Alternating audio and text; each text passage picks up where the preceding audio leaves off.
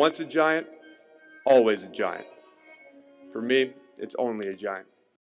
What's going on, folks? Live again from the toilet bowl, from the dumpster fire that we call MetLife Stadium. And I'm going to keep saying that, and I'm keeping this background until Joe Shane and Brian Dable are gone. It's looking like they're going to keep Joe Shane, so I may have to make a compromise.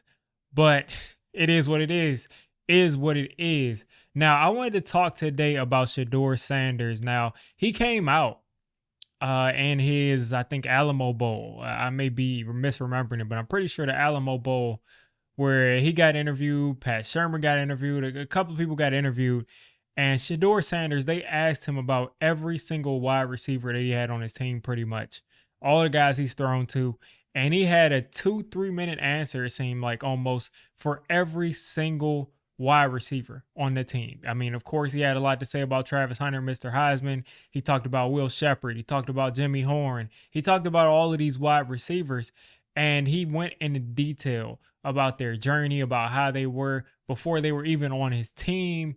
And it just goes to just reinforce some of the things that I've been seeing is a ton of people have looked at Shedeur Sanders as someone who could be a problem, someone who could, rub his teammates the wrong way, somebody who could get to New York and become a distraction. And while that could be possible, I see Shedeur Sanders in a completely different light. I really think this guy is the leader that the Giants need. We've had Eli Manning, the quiet leader. We've had Daniel Jones, the quiet leader. And when you're not Eli Manning, when you're not a superstar and a quiet leader, it doesn't really work the same. And even if you are, it is very difficult to lead like how Eli Manning led. It just is. I think Shedeur Sanders is one of the more relatable quarterbacks in the NFL. I mean, first off, like let's not ignore the elephant in the room. His dad is Deion Sanders. He's Shedeur Sanders. He's already one of the most famous people in football. He's going to enter the NFL as one of the more famous players in the NFL. And that's something that he'll already understand pretty much coming in. So I really think that he's going to be someone that can really relate, really build bonds. And that's something that people forget about leadership is you got to build bonds with the people on your team. And it seems like he's really great at doing that. He's really great at doing that. Even listen to his podcast. He does a great job of just finding people and building that connection with them. And I've seen a couple of clips where he's just like talking to his receivers on the sideline, and he's like basically telling them, listen, I remember, I think one of his receivers was like, my leg hurts. My leg hurts. And he's like, listen, are you ready to run this route and catch this ball or not? And that type of leadership is like just to the edge of, this guy's being a jerk, but also like this guy's being a jerk and this guy's talking so straight because he believes in that receiver. So that's something that I think that Shedeur Sanders can bring to this team or bring to another team that I think people are kind of looking past. Now, I'm just going to make this my mission, and I'm going to talk about Cam Moore too eventually, but I'm trying to make it my mission so people can understand the types of people. We're going to have to understand the types of people both of these quarterbacks are, because they're going to, one of them, hopefully, in case the Giants go out there and do something crazy these next couple games, hopefully one of these two quarterbacks are going to be a quarterback of the New York Giants. So we're going to have to know their personality. We're going to have to know them in and out.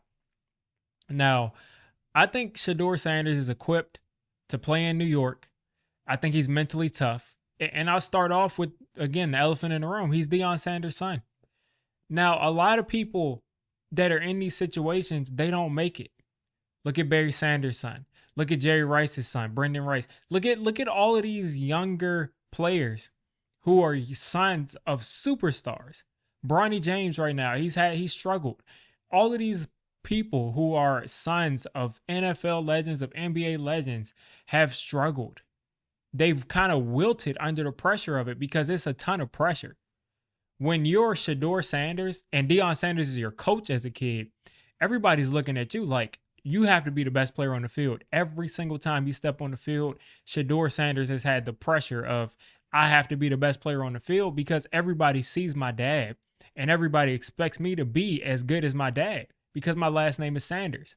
So I really think him having to deal with that since Little League is something that people are really underrating. People look at it as like he's been baby. He's had his dad as his coach his whole career. But I look at it completely different. I'm looking at it as like he's a 10-year-old kid. He's out there playing football and his dad's on the sideline coaching. Everybody's saying like everybody's talking to him. And all types of trash was being talked to Shedeur Sanders saying you'll never be as good as your dad, blah, blah, blah, blah, blah. So that's something he's had to deal with from day one. I mean, look at his older brother, Deion Sanders Jr. He wasn't able to cut it. And you know, that's no knock on him. It's a huge task to be the first overall pick in the draft after your, first or second overall pick in the draft after your dad is Deion Sanders. That's a lot. Now, my second thing will be Colorado's offensive line. Now he has he said a couple of things about the offensive line, which he came back and cleared up and said like he shouldn't have brought that up because he's got Tom Brady as that mentor, which is another thing that you could throw in there. Having that guy as a mentor is 101.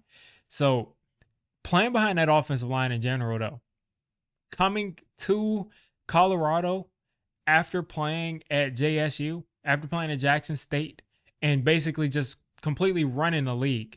Running the HBCU, not the league, but running the conference, the HBCU conference. After playing all of those teams and basically being the best team by far, because you have yourself and Travis Hunter, people were rooting for Colorado to fail. And as a team, that first year they kind of did fail. But as Shedeur Sanders, as the player that he was, he played great football. He played great football behind a bad offensive line.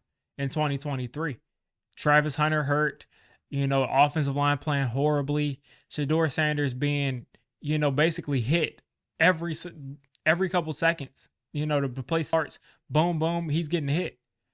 And to have to deal with being in that situation to where you can't control how well that offensive line is playing, and you're just getting to Colorado, and everybody is begging you to prove that you're a good player and that you just weren't padding stats at JSU.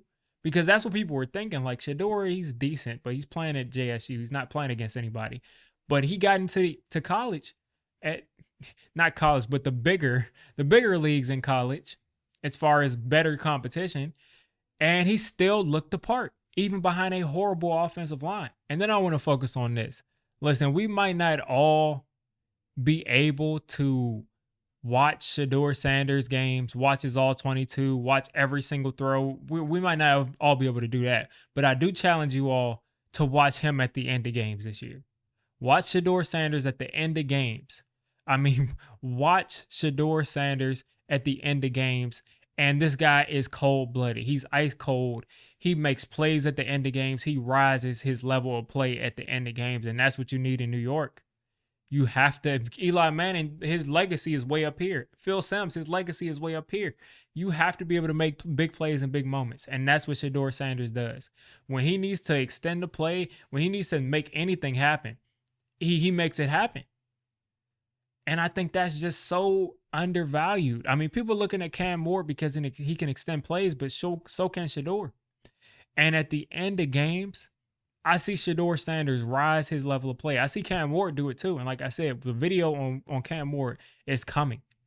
But Shedeur Sanders, I think, is well equipped to play football for the New York Giants as their starting quarterback. I think he's well equipped mentally. I think there's way too much concern about that. Now, if we want to talk about physical stuff, if we want to talk about some limitations he may have, we have a lot of time to do that. We have a ton of time to do that. But for now, I cannot see Shedeur Sanders getting here and melting under the pressure. It's going to be strictly because his talent just couldn't get it done.